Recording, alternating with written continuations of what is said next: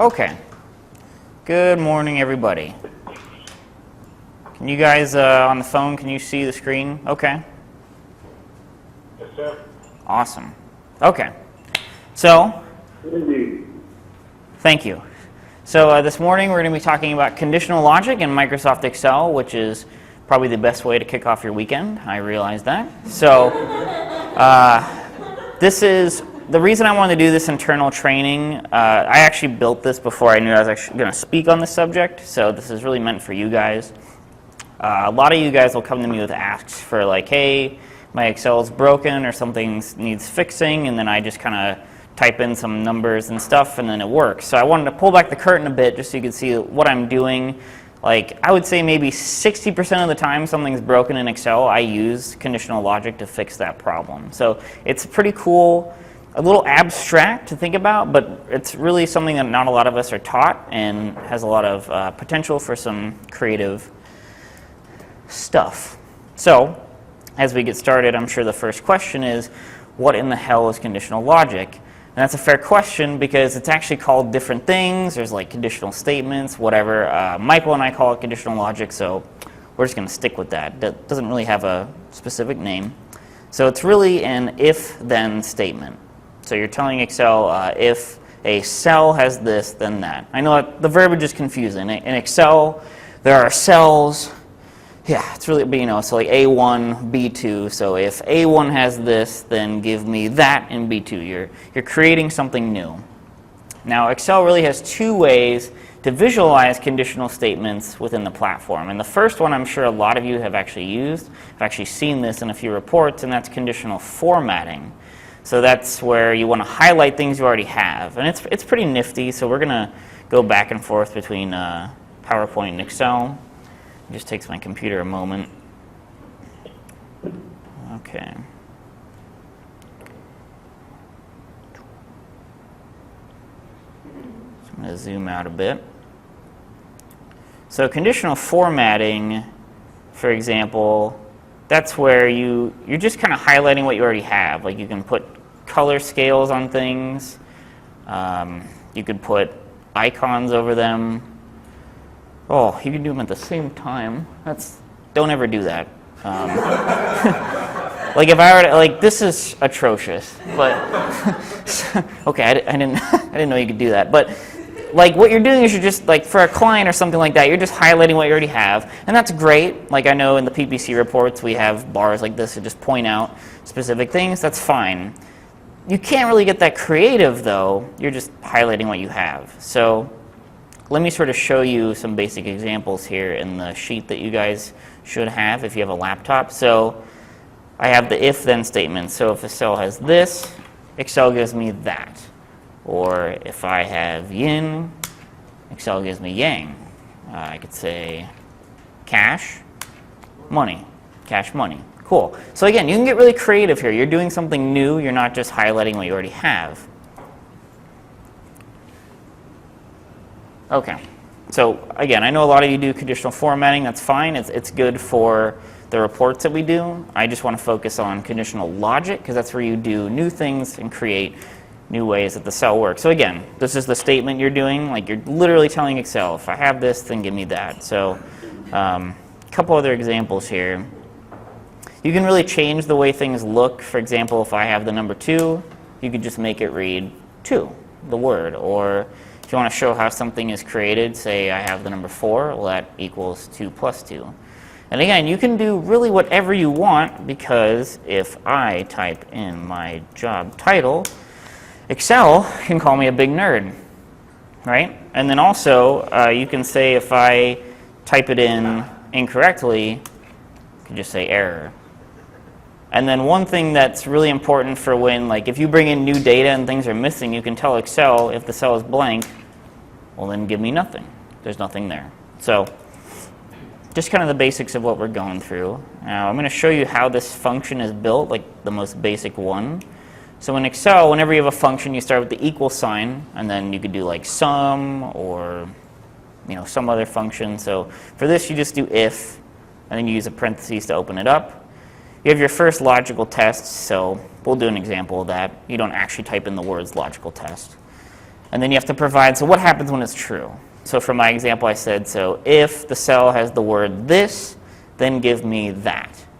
And you can do this. Then you have to give it something else, though. Like, what happens if it's not there? So for example, if it's not there, it would say error, or whatever you want. You could have it say, like, you are wrong, or this is false. You can put that in, and then you close it out. So a quick example, just if you want to define numbers by positive or negative, it'd say if the cell A1 is greater than 0, then tell me that it's positive. And if it's not, then just say it's negative. So I want to try this out a bit on our own data. And so we want to find, let's say we have some data, we want to find the channels that kind of need the most help.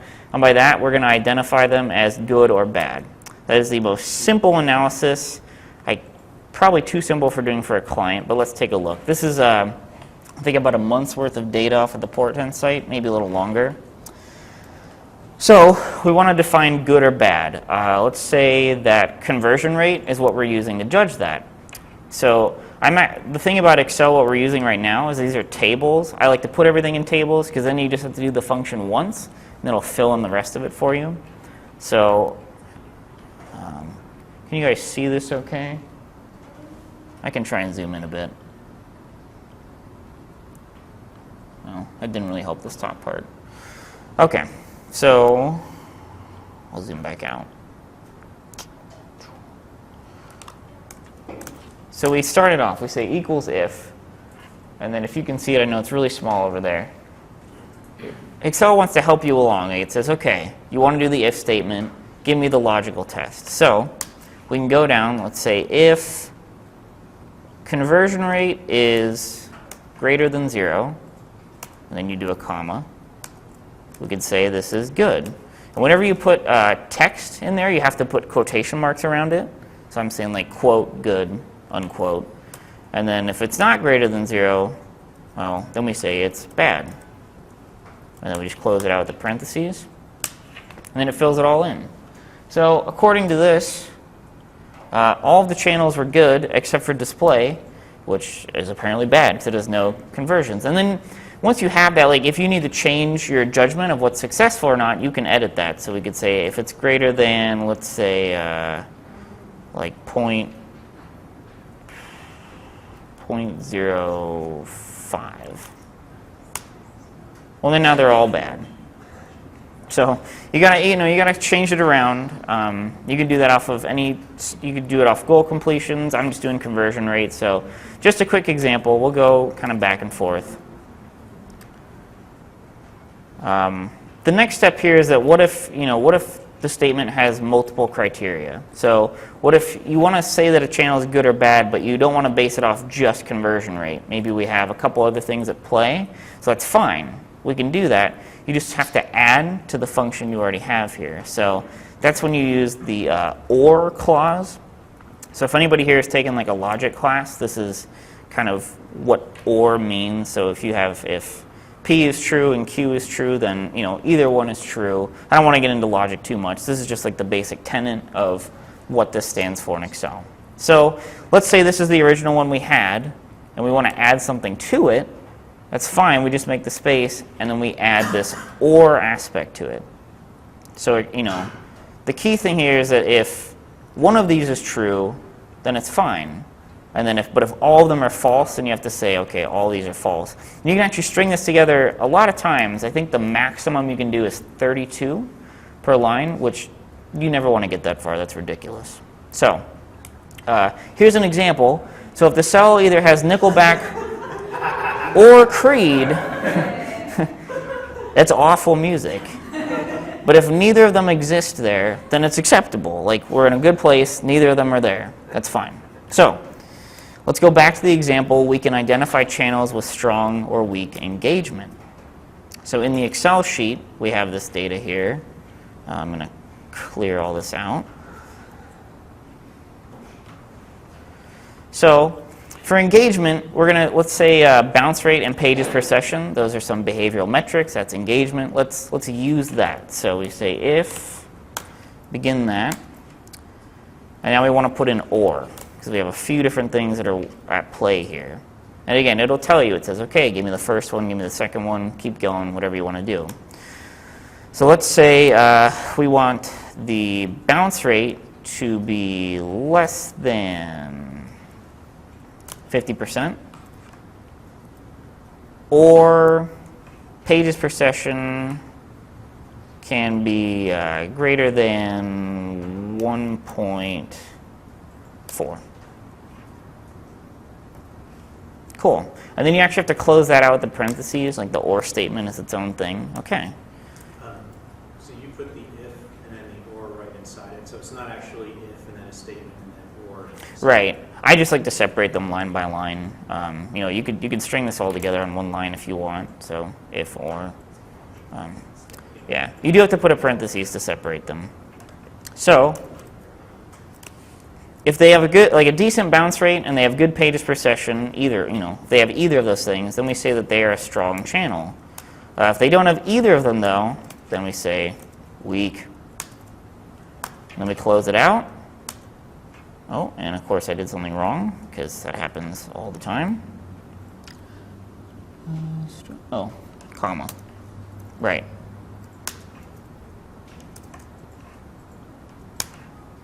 Okay. So there. Oh, that's just what happens when you pull from a table.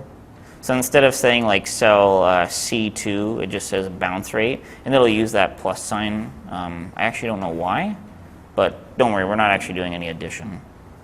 So, yeah.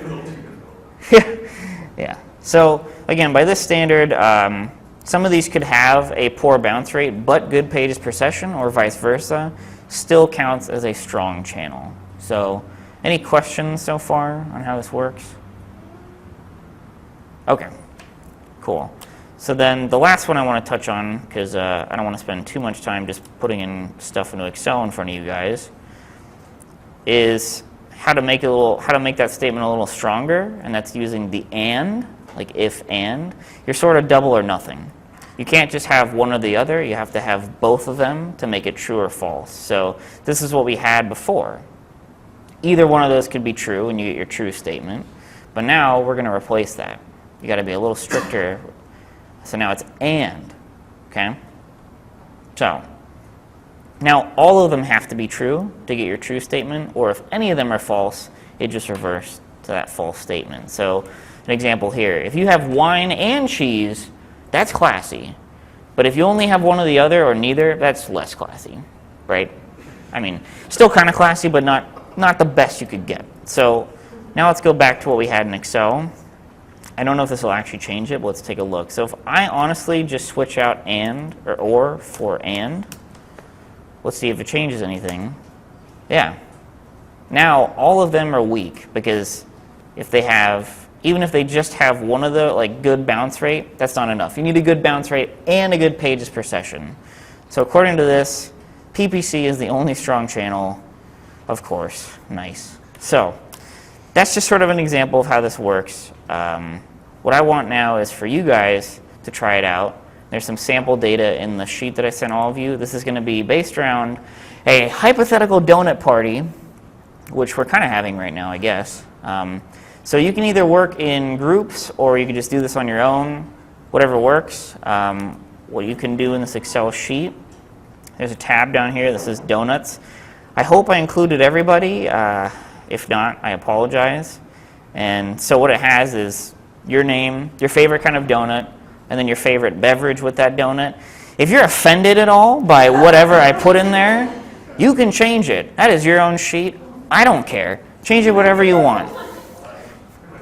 I was not going to survey everybody and get accurate information. That's a waste of company time. You totally shouldn't call me, I just want to say. That's fine.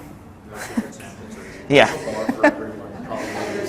Okay, so again, you can work, I would say try it out. You're going to build your own if statements. Okay. Okay, so this is the first one. So we're going to pretend the Top Pots is having a promotion where all the maple bars are half price. So in the price column, I want you to create an if function that says, okay, so if the cell over here says maple bars, give me 50 cents. And then if that's false, just $1.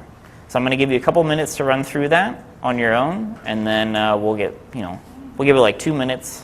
Again, you can work together, or if you get stuck, let me know.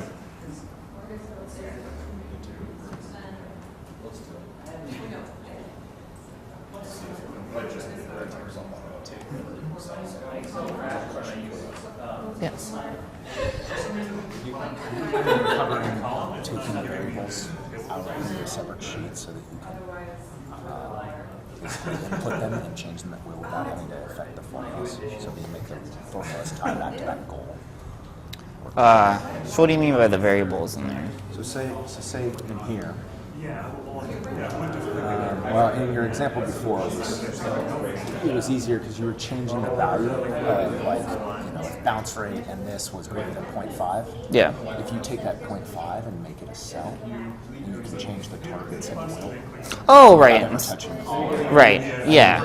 Right. If you have something to select from. Yeah, sure. which is a good practice if you're actually programming. You're going to abstract out all of your variables and hard-coded data out of the formulas or out of the logic itself, so that it's easily manipulated and the code becomes reusable. Yeah, I think as long as we assume that they have like their own judgment, like this variable means decent, good, strong. Correct. Right. Yeah, it also so then, makes it very visible, like a legend right there where you can give Yeah. your ranges and so on. Sure. Yeah, we can definitely do that. When I started in the hospital in like 3-1, I was building crazy.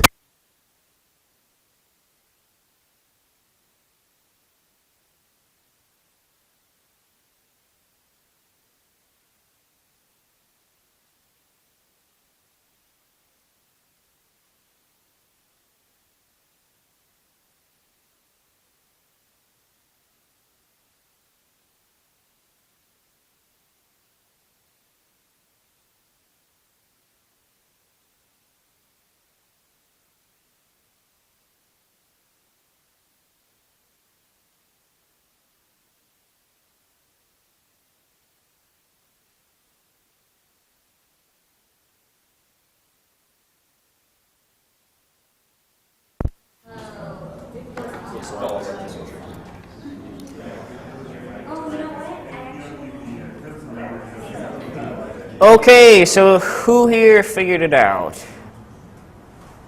Okay. Cool. So how does it look? Like, what did you type in there?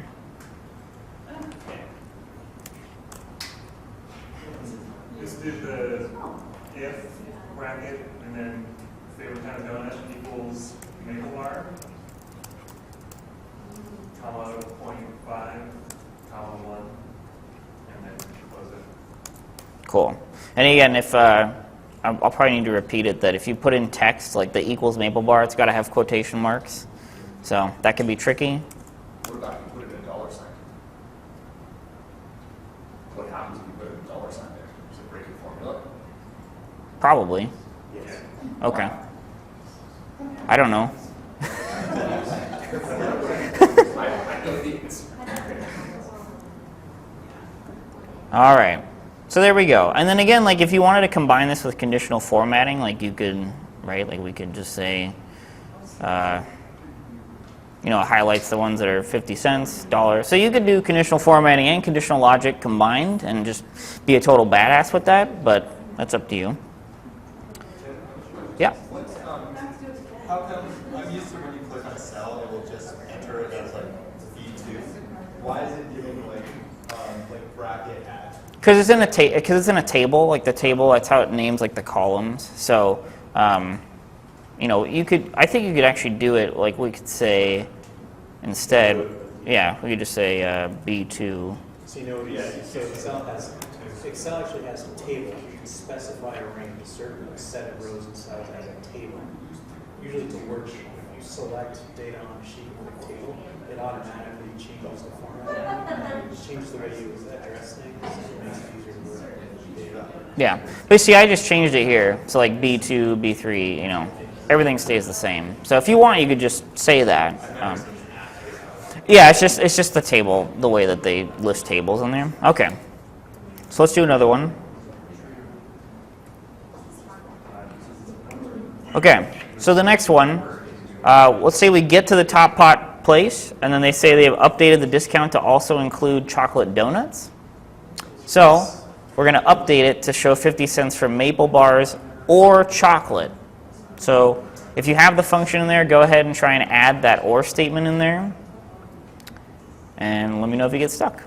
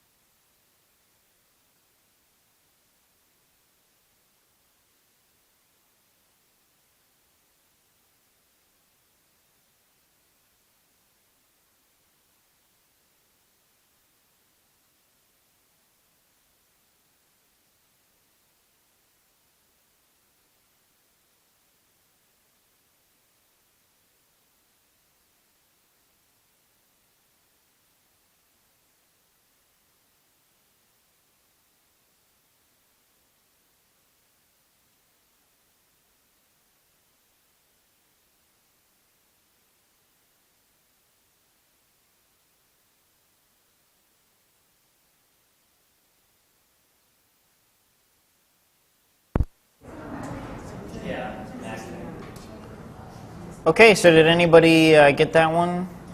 We figured out? Cool. So Kirsten, what is that? What did you type in there? If or favorite kind of donut equals maple bar,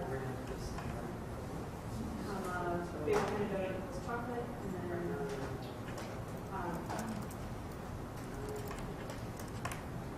and And then, 50 cents for cool. Oh, of course.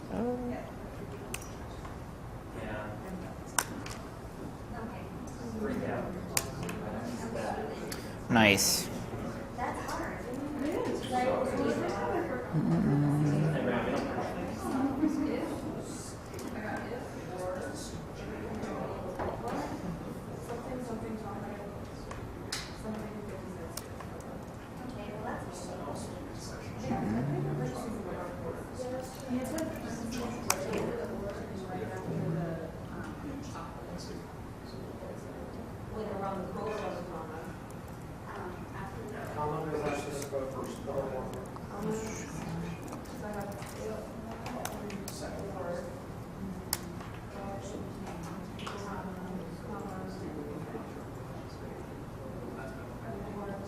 Okay.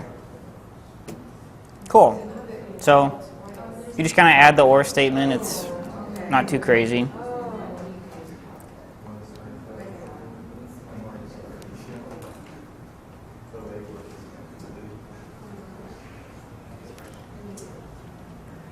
Okay, so the last one I want to do has the and statement. So we're going to say we get another discount for each person who likes maple, or I guess chocolate bars, and drinks coffee. Yeah. So in the discount column, create an if and statement to just identify people who get maple bars and coffee. You could just have it say like yes or no, or whatever you use to identify them. Go ahead and do that. So we're going to do it in this column over here. So again, maple bars and coffee, or chocolate and coffee.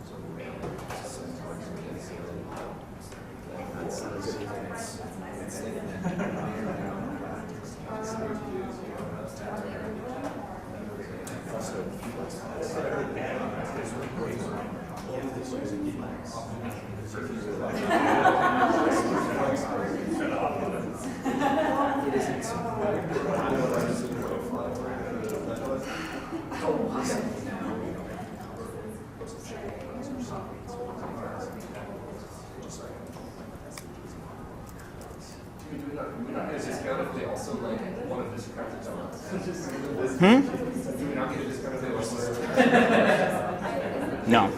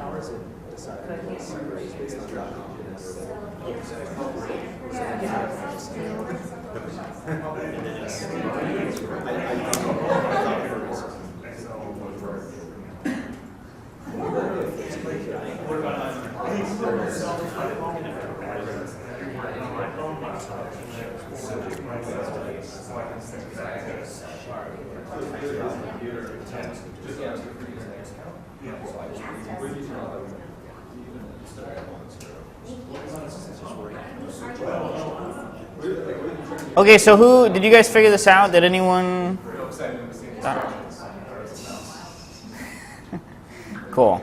So if we were to just do the maple bar one, like we can just forget the chocolate part. So just the basic and statement. You just say, you know, if the favorite kind of donut, you know, so if and favorite kind of donut is maple bar, and then you separate with a comma, and then the favorite beverage with donuts equals coffee.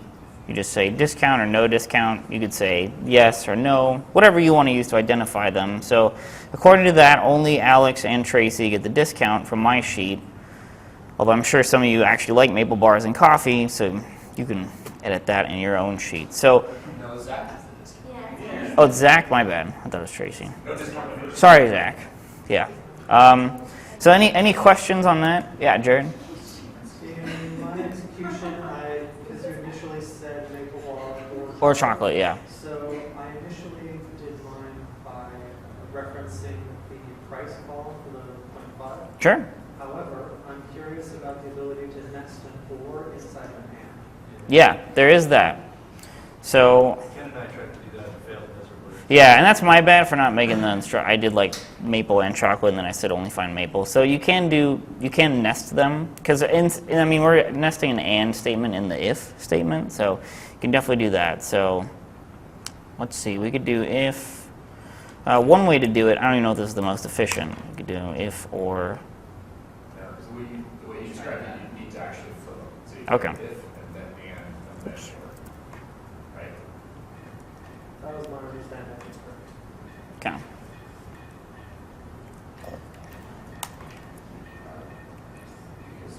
So there's one. Were you able to indent lines, Tim, as you're writing? Sorry? Are you able to indent lines in Excel? I don't think so. No. Indent everything. Oh, whoops.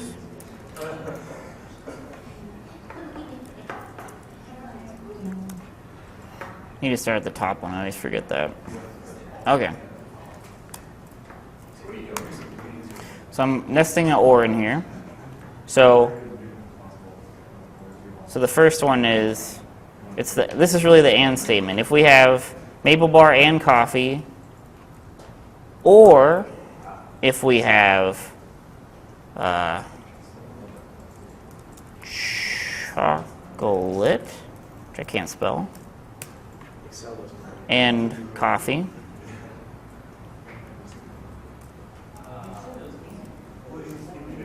That's a little different, right? That says. Yeah, so this says if you have maple bar and coffee or chocolate and coffee, then discount or no discount.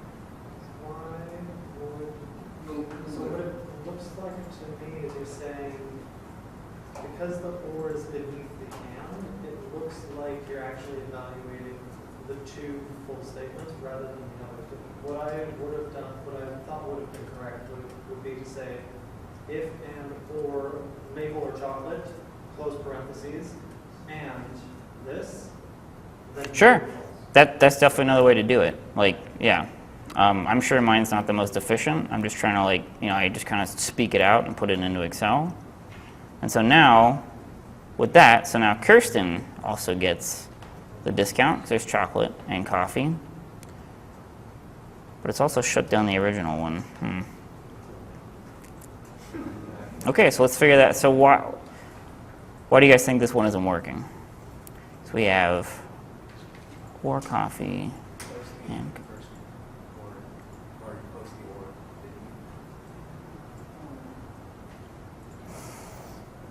It shouldn't be and then or favorite kind of donut, favorite kind of donut, close the or, and then do favorite kind of beverage or donuts. You're doing two ors. two ors. It should be, yeah, within or it should be favorite kind of donut equals maple bar, favorite kind of donut equals chocolate, close that or, then comma, favorite beverage with donuts equals coffee. Okay. That's what I thought that was good. I'm still doing that. I started with coffee.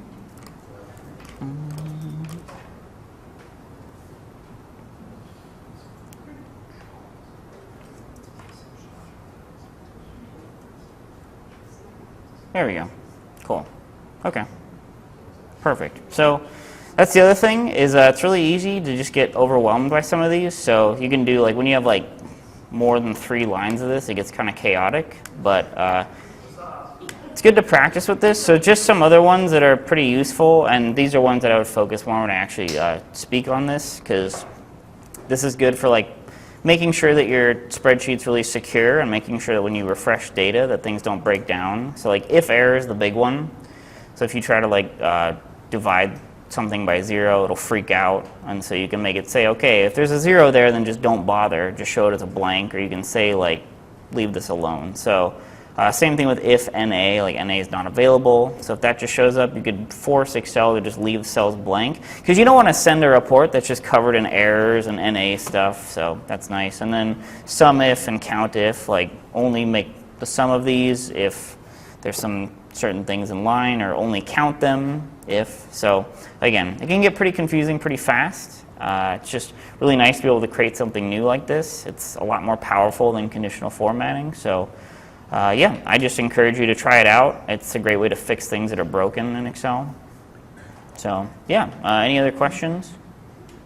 Sure. Reference for available functions that you can use in Excel. You mean other than these ones here?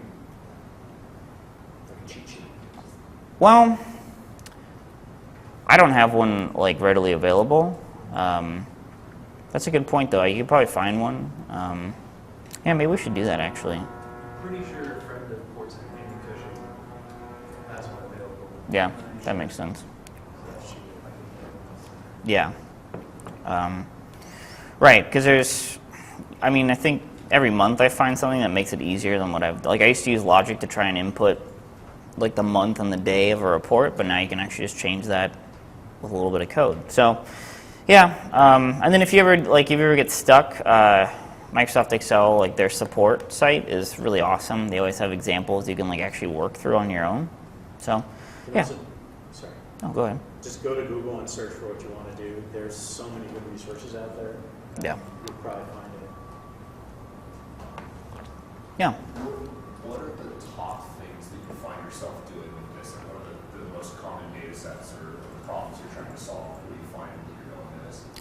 For me, it's so when let's say we have a few months of data, but it's only a monthly report that I want to show, I make it so it's like, if we're in this month, give me the numbers. If not, I don't want it. So that way, if you pull for, if I just want November for like the last report that I do, like if the month here, if the date in here is in November, give me that. If not, I don't want it. What are the top like marketing questions that people come to you to try and answer with this? Like where you're applying the same thing? It's kind of like, how can we define this? So, for example, that's one of the nice things about using Excel over Google Analytics, like not just doing this stuff in Google Analytics. Well, you can't do any of this in Google Analytics. But like when I said that a channel is strong or weak, you can pick your own labels for that. So if a company wants to say like, this sucks or this rules, like you can put those words in literally. And so it kind of helps like provide direction, like this needs, we need to add money here. You could write that in. And so with the numbers there, you could just have the Excel spreadsheet tell you what needs to be done. So if I summarize that, it would be you can't use Google Analytics if this is call out the winners from a great big messy data set so that they actually stand out. Yeah. Yeah. I haven't used it on like humongous data set. Well, yeah, nothing like too crazy. I think 4x4 is big and messy. Right, but when you get like tens of thousands of rows, but you could do that and then like have it like just filter for whatever result you want. So, yeah, again, I know it gets pretty powerful. I just haven't really had a chance to go crazy with it. Cool. Well, if that's it, you guys can just eat donuts and have a good Friday.